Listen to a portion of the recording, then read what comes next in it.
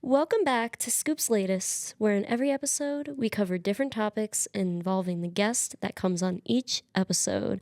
I am your host, Kate Ryan, and today I'm here with. I'm Caroline Keating. Today we'll be talking about life in other countries through travel experience. So we're going to dive right into our episode today. And the first question I'm going to put out on the table is, what travel experience do you have in other countries, and how has it impacted your story? Well, first of all, I moved to London when I was about 5 years old, and I moved back when I was 12, so I spent 7 years there.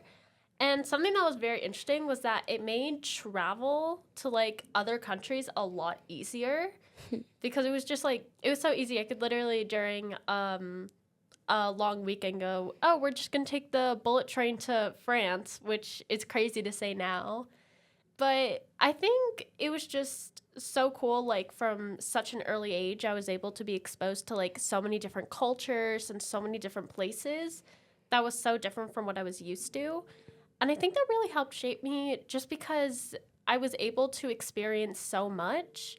And I was able to meet so many different people who had such different backgrounds from me that I was able to learn so much. And now being back in the US, it's just very cool because I get to sort of keep that with me. Yeah, that's actually super interesting to even. I've never lived outside the country. I've been outside the country. I've been to Australia and New Zealand. And I know even when I was there, the culture was so different than the culture back in the US. There were similarities because, I'm still going to countries where they speak English, so it's not, the language barrier isn't there, but culture-wise, like the way they speak, their accents, Yeah, like certain how mannerisms. even how slow they move throughout the day. In the US, we're so fast-paced. Yeah. We're a country that we're speed walking everywhere, and we're trying to get to work, and we're always in a rush. But in other countries, they seem like they're just chilling. No, literally. It's so funny. Even in London, even if there was I was going on the tube to dance because that's how I was always get to dance, which is still crazy to say. I took the tube to dance. And and also with the buses. And it was just even though I lived right in the city, it still felt a lot calmer. I remember when I would come back to the US during the summer to visit my family, and sometimes I would go into the city, to New York City, and then it would just feel so much more busy and on a hustle compared to London, where even though it was still a city environment, it still felt so much more not as much in a rush, really, which was very interesting. Yeah, I know when I first got to New Zealand, I went to a restaurant with both my parents because my parents came to New Zealand with me, and then they took I took the plane to Australia by myself because I had an internship there. However, when I was in New Zealand, when I went to get lunch for the first time when I got there, I just remember eating my food and being so amazed at the fact that even the way they were eating was so slowly paced. Me and my parents were stuffing our our faces with our food, and then there's just people sitting right next to us, and they're taking it bite by bite, Just taking their sweet time. and I was like, it's just so interesting to think about because being from the US, you adapt that lifestyle. Yeah. And in a way, it's harmful because if you're always moving so fast paced, you never have the time to take in the present moment that you're in. Yeah. You don't have time to appreciate what should be appreciated in life because life's beautiful if you take a look around every once in a while. Granted, there's horrible things in this world too, but you can't deny the beauty because it is. Yeah. And even I've noticed during college, whenever there's a place I need to be, I never really taken my surroundings the way that I used to. Because I remember when I was younger and I'd be going to school or dance, I'd be walking, but I'd still be just like looking around at everything. I'd be like, oh, there's the cafe I love going to, and I love getting hot chocolate. And like, especially I've noticed like in college, I don't really do that as much. Like if I'm walking to a class or going to hang out or something, like I don't really do that anymore, which is interesting because when I was younger, I used to do that like all the time. I'd just be like, ooh, there's that, there's that. But it was just like, I've definitely noticed like that change Mm. since I moved back, which is very interesting. Yeah, the culture has impacted because you're around people who never really take in the present moment. Like Yeah. I know I do the same thing, but we always walk with our headphones in. We Yeah. walk at a pace because we're anxious or we're nervous or we just have a fast paced walk. However, even if you're walking fast, you can still take in the present moment. That's not my point. My point is trying to like rush to get to places Yeah. can cause just the non appreciation part Yeah. for life. That's why, I mean, granted, I'm not perfect, but I mean, I do walk with my headphones in because I just enjoy the music. Me too. However, when I'm walking, I try my hardest to not be in a rush to get to the place that I'm trying to go. Yeah. Because if I can even just enjoy those little things about life, I find myself less sad. I feel Yeah. more grateful even if I'm going through a hard time. Yeah. It's so cool. Yeah. Hmm. Just like, it's interesting how like it's so different. No, for sure. It's Especially since I've crazy. noticed that like in myself, just like compared to where I was then compared to now. It's just interesting to see like that difference because you wouldn't think that that would be like such a big difference like culture wise, but it is. No, it's a huge gap. And I mean, I know I didn't go to London and live there for a little bit. However, in Australia, I had a little bit of that experience, and Yeah. I was like, whoa.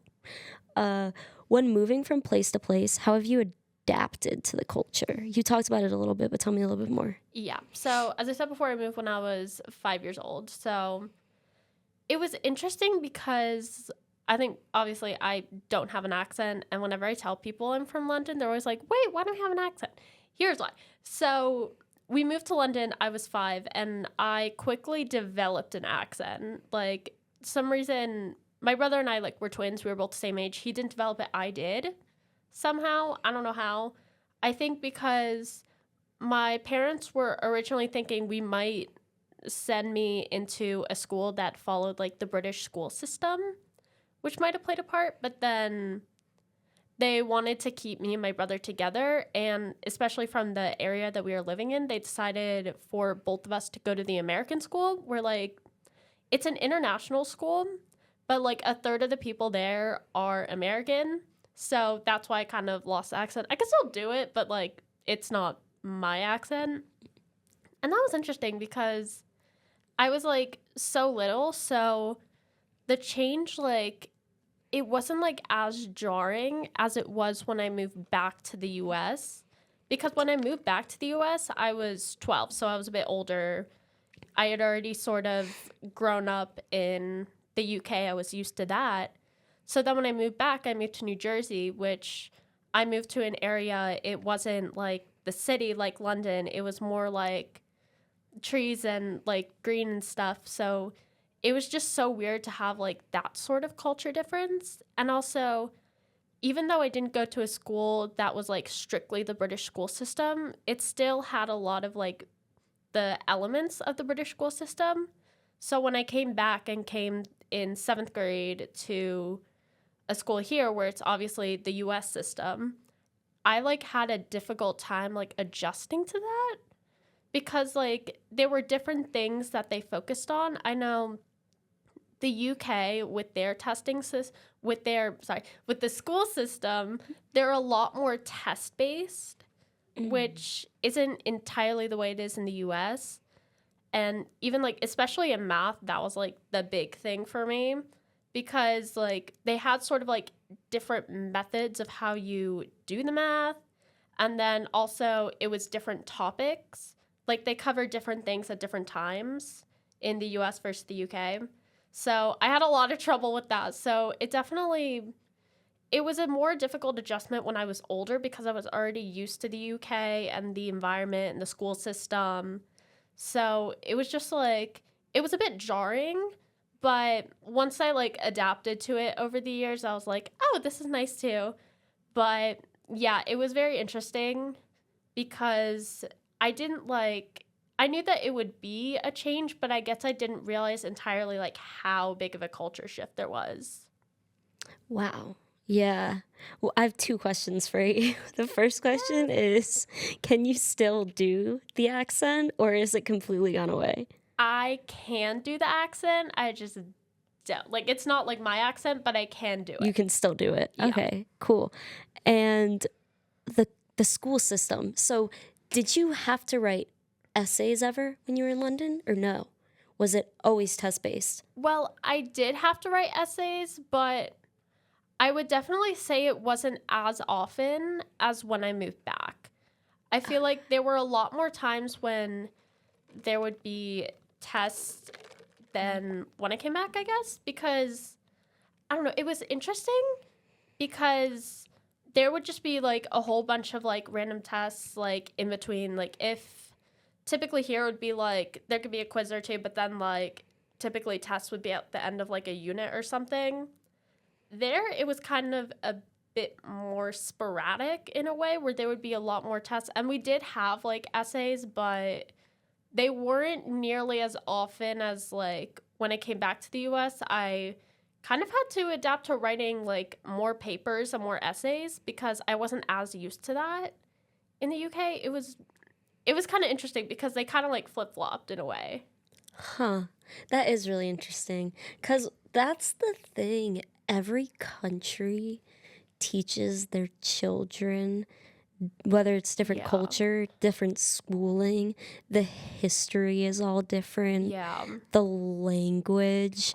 And it's so interesting to think that your way, the way you learned, is not the way everybody else Yeah, it was has different. grown in education.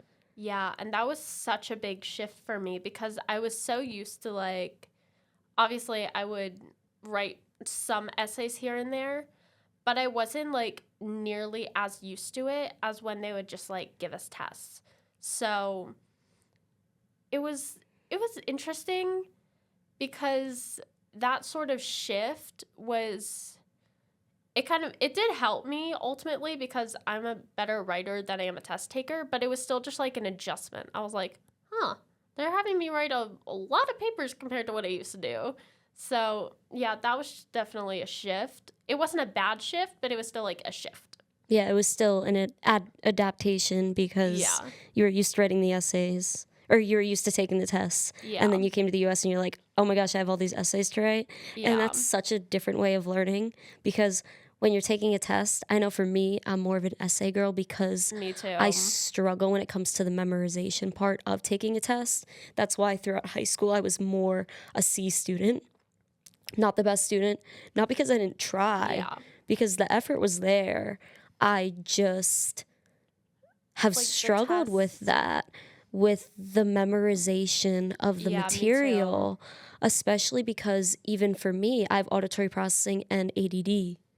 So it was always hard, especially when it was a listening test where they're like, memorize, or say a question and then you have to answer it. And I'd be Yeah. like, oh, Like I'd in be, language tests where they would like say it in the different language and then you have to like put it down in English and it's like what? that's the thing. It's just, there's so many different ways to educate someone in life. Yeah. And I mean, we could go into all the flaws within the school system here in the Yeah. US because I do believe that there needs to be a change and it does need to get better. Yeah. But there's also good parts to it. Don't get me wrong. I mean, I'm still grateful to even have an education where Yeah. some people don't even necessarily get that. But there's definitely there's always going to be things that need to get better and Yeah. can improve within the world. It's never going to be perfect. Whether you talk about the world, whether you talk about yourself, there's always room for improvement in everything, in everybody, because we're Oh human. yeah. But, however, Yeah. my next question for you is, were there any language barriers with your time in London? Were there any people that spoke a different language and you met them and you had to figure out a way to communicate with them? It did happen a few times. It wasn't necessarily when I was in London. It was more so when I would travel to different places because like I said earlier, it was so easy to just like go to a completely different country like during the break. I spent my ninth birthday in like Germany, which is crazy. But it was like so easy then because it was so much easier to just like be able to go to these places in Europe. But every time we would go, there would typically like be a language barrier, and especially since like when you're a kid and then it's like you go to a hotel or like a resort or something and then you meet other kids there and it's cool because then you could like make friends with them for that holiday. But a lot of the times when I would go, they would speak a different language. So it was interesting because typically I'd have to find sort of like another way to like communicate with them, whether it was like body language or like pointing to something and like showing them. And they would have to work out communicating with me as well because if they didn't speak English, then we can't communicate.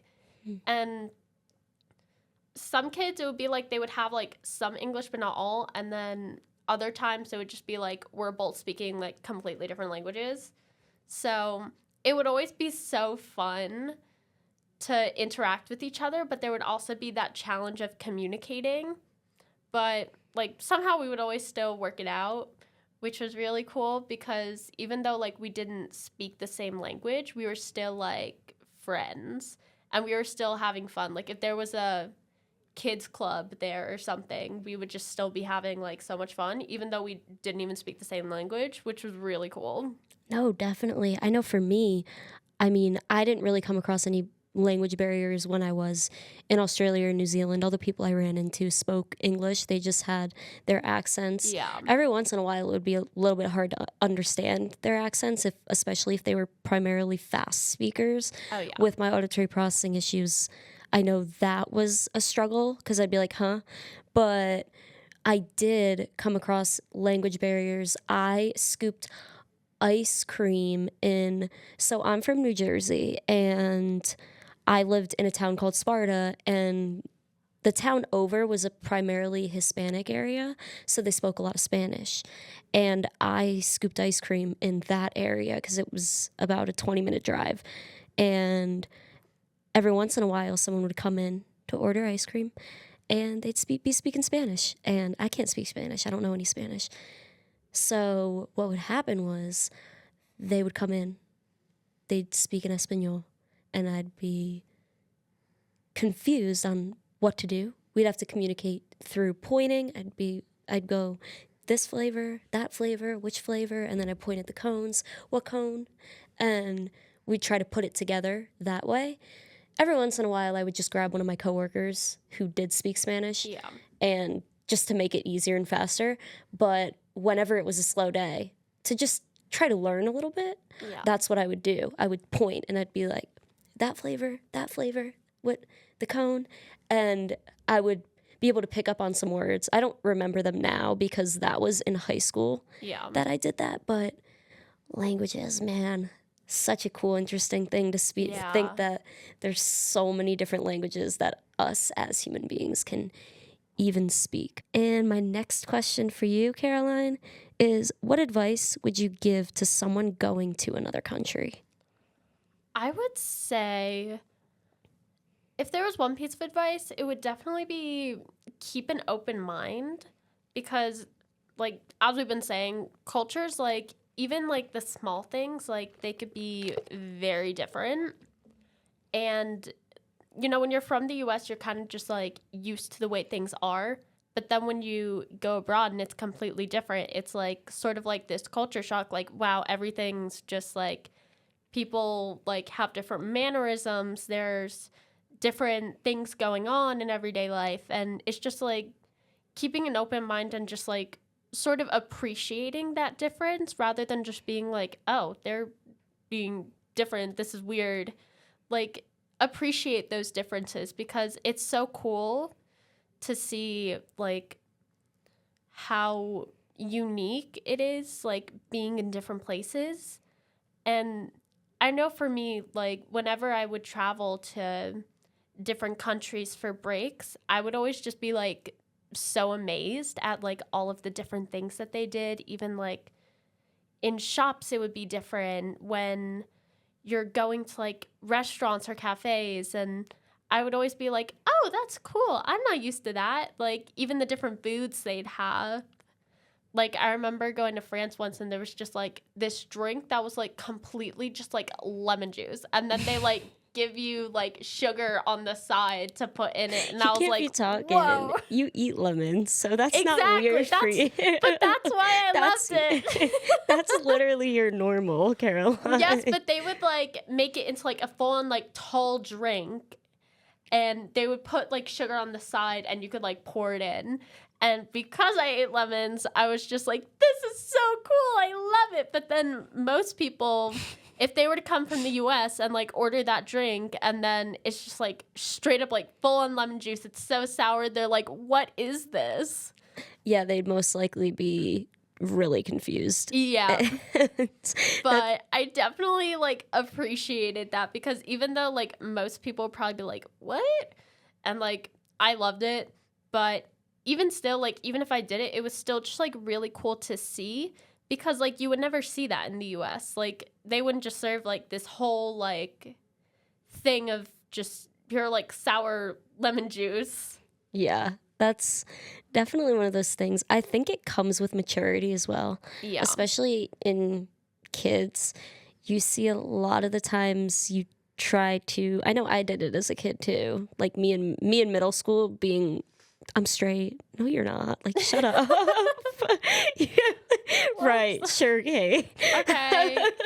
Keep tell telling them. yourself that. You keep telling yourself that. That's gonna. The closet was glass, but that's not the point. Aw. The point is that as kids, even then you try to adapt to the normality Yeah. of the world. You see kids who are trying to be a certain way, and you want to be like like those kids. Yeah. I mean, now I think the gay thing has changed. There's so many Yeah. it's so many openly out Exactly. parents, so many open out and out people. It's definitely changed It like, has. tremendously. Hallelujah However, for that. it's just you do have to keep an open mind when you go to another country because it's Yeah. not going to be the same. It's going to be completely different than what you're used to. Yeah. It's almost like when you go to college, especially if you go out of state. Yeah. Because, I mean, most of the people that go to High Point University, they're from New Jersey. So I guess it Yeah. wasn't a huge culture change because most of the people were from up north. But even when you go off campus and you go to a line dancing place, Yeah. I've never seen that. Up north, Me we don't have either. that. So Yeah. all of a sudden I walk in and there's all these Southern people.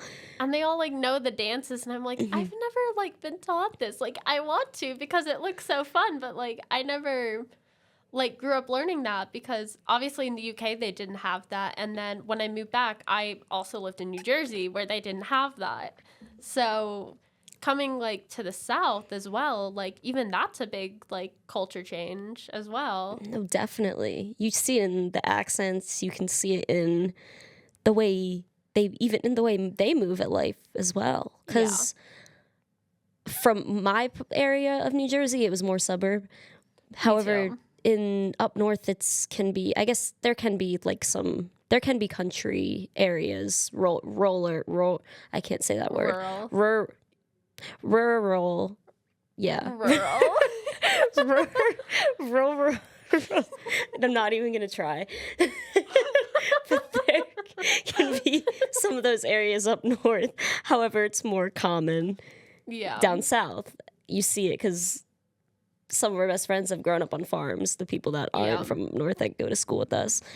But what are the differences in culture in London compared to the US? We talked a little bit about them, but tell me a Yeah. tad bit more.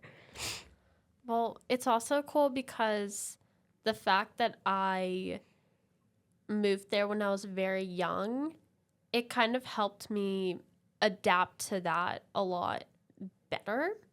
So, some things that I noticed is like in the US, like when people are just like, walking around outside and stuff, like they'll be more willing to talk to people that they don't know. Like if someone's asking for directions here, it would be like, oh, excuse me, like, can you point me in this direction? And then I noticed that in the UK, they don't really do that as much. They're a lot more like inclined to not talk to people that they don't know.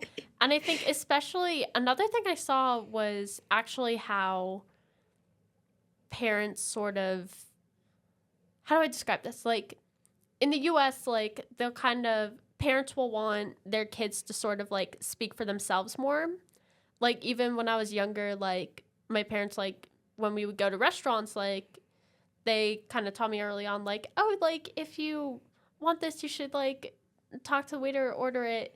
And I noticed in the UK, it would be a lot less of that. Like they'd kind of see like the kids should be more like silent, like let the adults do the talking. While in the US, it's kind of like, oh, you're growing up and you should like, learn how to speak for yourself rather than just sort of like standing there being quiet and letting the parents do all the talking. Interesting. I know for me, I had a similar situation in New Zealand because in the US, whenever you see a cute dog or a cute animal, it's common to go up and be like, can I pet your dog? Yeah. That happens so often. Me and my parents are Oh, in New yeah. Zealand, and of course I was missing my puppies back home, obviously. So there was a cute dog, and I went up to the person, and I just go, can I pet your dog? And the side eye that I They were just like, received, what? Like, why do you want to pet the my confusion. dog? They weren't rude about it, but they were so Yeah, confused. they're just like, what? They looked at me and they were like, sure? And Yeah. I was like, oh, that must not be a common thing. Yeah. And I'm just so surprised because that's just Like so something as normal small as that for like me. is different. I just go up to people all the time whenever I see a cute dog, a cute kitten, whatever it is. Yeah. If it's cute, I'm gonna ask to pet it. Like share. Yeah. Like, I want Don't be rude. Share. Exactly. So that was an experience, and I just remember being so surprised in Yeah. that moment. I was like, whoa, okay. Yeah, and like with that, I also noticed like mainly when I was in the UK, like you would only really do that if you explicitly knew the person. Like if I saw like one of my friends and their families like walking down the road and then they had their puppy, then I could be like, oh, can I pet it? Even though I didn't do that much when I was younger because I was terrified of dogs. But like, things like that, like you would only really do that to people you know. But if you don't know the person, like you're not really going to interact much. Like they're kind of, More reserved. yeah, and like a bit more standoffish. I think that's pretty common within a lot of other countries. Yeah. Australia, it was a little bit less common. People were more inclined to speaking to strangers. They had a more similar culture to us. Yeah. They just ate a lot more fish. And instead of calling it, take a listen, instead of calling it fries, they called it chips. Yep. So That was the way it was in the UK as well. I didn't know that was a thing. Fries are chips, and then chips are crisps. I didn't know. That's the clue. difference. And I get there and I go to the restaurant to get food, and I see on the menu fish and chips. And I was expecting, some fish and I don't know, And like then a like bag potato of chips. chips. And then I receive an order of fries. And Yeah. I'm sitting there and I was It's like, wait a minute. oh, Where are the this is chips? new. It's like, oh, they must Yeah. call it something different. And then I looked it up, and I should have done my research maybe That's before going. okay. However, I'm No, not because you one of wouldn't those expect people. that. Yeah. Because like I kind of knew it like, oh, that's obvious, but that's because I grew up with that. Yeah. And I'm it's interesting because there's so many things that when I was in the UK, it would kind of be like common knowledge. And then when I would describe some of like the experiences that I would have in the UK to people here when I moved back to the US, they'd be like, wait, like you guys like do that? Or there's stuff like that going on? And then I'm like, yeah, like, isn't that obvious? And then they're like, no, we like don't know that. And then it's like similar things with me being here. It's like there were things like when I came back to the US, like the school I went to, like they would always say the Pledge of Allegiance Hmm. like every day before classes. And I had no clue how it went. I'd never learned that because I was in the UK. We didn't have that. So I would just be like, Weird. for that first like week or two when they'd be saying the Pledge of Allegiance, I'd just be standing there like, what's going on? Like we Like, this is never did new. that. Interesting. That's really interesting. All right. Well, we are coming to the end of our episode today. Thanks so much for tuning in. Drop comments relating to travel below or relating to other countries, or even just ideas you have for an episode you would like to see. Have a great day. One more thing. My socials are Kate J. Ryan with 2 N's. That's my Instagram. And my YouTube is Scoops Latest. Caroline, what is your Instagram? It's Caroline J. Keating. That's my Instagram username. All right. Sounds good. Thank you so much for listening, and I hope to see you again next time.